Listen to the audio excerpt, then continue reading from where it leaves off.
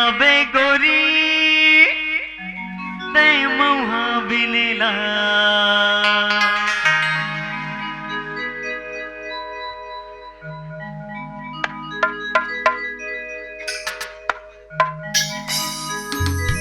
अरे टुकली धर के आवे गोरी ते मौहा बिनेला अरे हूँ बहाना करके तोरी ले मिलेला अरे दोनों झूम ले वो नाच ले वो गाऊं बस तरिया गाना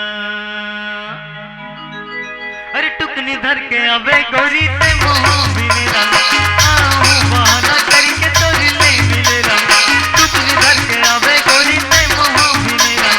आहूं बहाना करके तोरी ले मिलेला दोनों झूम ले वो गाऊं बस तरिया गाना दोनों झूम ले वो गाऊं बस तरिया गाना हलवी गीत गावन दे रीलो संग नचावन दे आके गोटी गीत संगी दीवानी बनावन दे हलवी गीत गावन दे रीलो संग नचावन दे आके गोटी गीत संगी दीवानी बनावन दे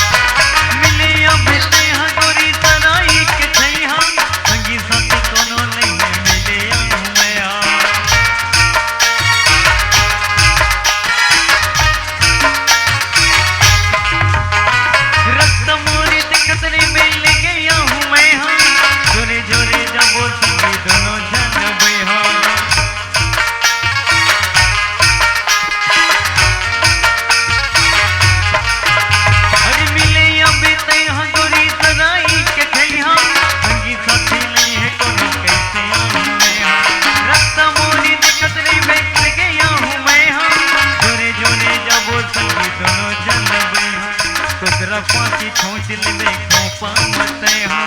दादा धोती मैं पहरू गली उगलते हाँ दोनों झूम ले वो गाऊं बस तरिया गाना दोनों झूम ले वो गाऊं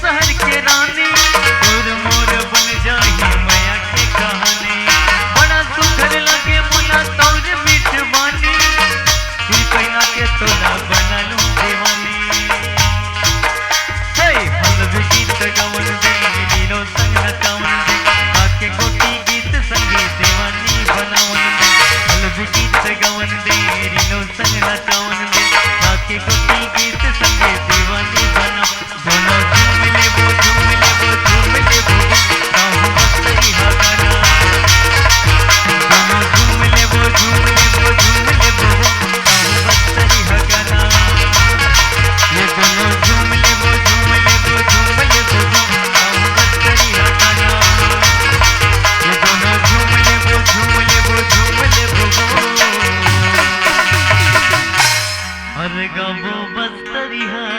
गाना जोहार संगवारी हो। अगर आप मतलब हमारी वीडियो पसंद ही तो वीडियो ला लाइक करो और चैनल ला सब्सक्राइब जरूर करो। और हाँ, बेल आइकन ला जरूर दबाओ ताकि हमार नवा अवैया वीडियो आप मतलब सबले पहले मिले। जय जोहार, जय छत्तीसगढ़।